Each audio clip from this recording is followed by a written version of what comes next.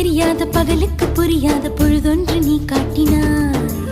இதயத்தில் நீ இருப்பதனால் நான் தூங்கும் நேரத்தில் என்னுள்ளே தூங்காமல் நெஞ்சுக்குள் வாயாடினாய்.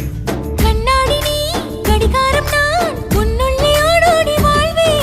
காதல் எனும் கடுதாசி நீ என்றென்றும் அன்புடன்